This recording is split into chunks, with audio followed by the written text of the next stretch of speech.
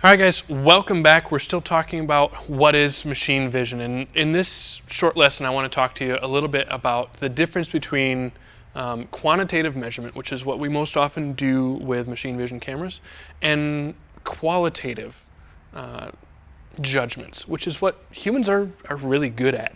AI and some neural networks and deep learning, we're starting to catch up, but it still is a primarily human-driven inspection technique. And I want to show you a little bit of why. So a piece of this is, in looking at a hat like this, if I wanted to look at this symbol, and I wanted to check to see if a thread is off or if the pattern is just slightly off, that's a really difficult thing to do with traditional 2D machine vision, where I'm just looking for contrast, and that's what most of my tools are based on, whether it's finding an edge or finding a blob, and we'll talk about what those tools mean later on in a different lesson. But if I wanted to look at this hat and I wanted to see how far apart each individual set of threads is on the bill, and I wanted to see how far apart the contrast stitching is across the front here, that is something that machine vision is really good at. It's a quantitative measurement. I know that each set of threads is exactly X distance apart, and it doesn't matter for this example what that distance is. But that's what it's great at. It excels at it, right? And slowly those two things are starting to merge. But I think a lot of times we get overzealous either one way or the other. We think, well, machine vision should be able to do everything super easy in one shot without having to think about it. Or we go completely the other way and we say, look, I had a bad experience with a vision system. It was poorly done. It didn't work. It cost a bunch of money. We're just going to use people. I just want to have people look at it. We'll do hard gauging. Like, it just doesn't work. Well, and neither of those is really correct. There's a balance somewhere in the middle. And so a part of stepping through this course, a part of starting to look at these systems is finding your balance for this, finding a way to understand really not just what machine vision is capable of and not, but what can you handle within the facility that you're working in. What can your people support? What can your integrator support? What level of support do you need? So there's a lot of pieces that go along with that. And quite honestly, even when you have a machine vision system in place, you're going to have reject collection from that vision system. And someone has to go through those rejects. And ideally, you'll have your reporting set up.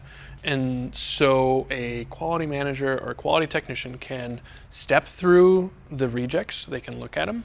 They can look at the data that's coming out of the camera, use those two pieces of information to determine whether A, the process needs to change, or B, if the process changed for a good reason and now the vision system needs to change. Both of those are valid reasons.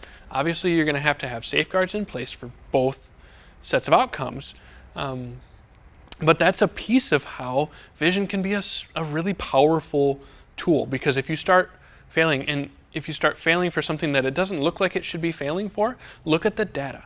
Because if the data says, okay, well, here's what the actual measurement was, you can take that back to the process that's feeding parts and say, okay, why are we shifting? Why have things changed? Sometimes it can be something super simple, right?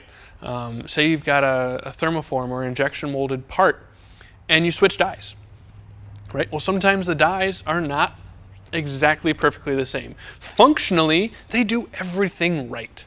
Functionally, you get exactly the part out of it that you need. But if you program the vision system for one set of dies and the other set of dies has a slightly different shape to them, you're going to reject a lot more. And so being able to go through that, understand that you have different sets of dies, understand that you have a slightly different form maybe to your parts, and then make your adjustments based on that, it can be a really, really powerful tool. And sometimes it means you have to find a different tool or a different way to inspect your parts so that you don't reject for that slight difference in shape. And that's where the human qualitative judgment can be really helpful, and it's a part of why we need to monitor what we put into our plants. Because if that qualitative judgment then says, oh, okay, well, we need to find a different way to measure this because it's fine the way it is, well, that's great. Then you find a different way, and you don't just throw the baby out with the bathwater and get rid of the vision system because it's rejecting everything from one particular part. So hopefully you find this helpful. I think that it's a good thing to remember that neither side is necessarily right. There's a balance between the two different ways of doing things, and we need to find the best balance we can to be able to make quality product moving forward. If you ever wonder, hey, does the part that I have work for X, Y, or Z? Can I do this with a vision system? Or my vision system doesn't work. It's terrible. It rejects everything. Why is it a problem? Reach out to us. That's half the fun, is trying to help figure out why those things don't work. We look forward to moving on to the next lesson. We're excited to keep talking with you and excited to have you here and joining us through this course. We'll see you next time.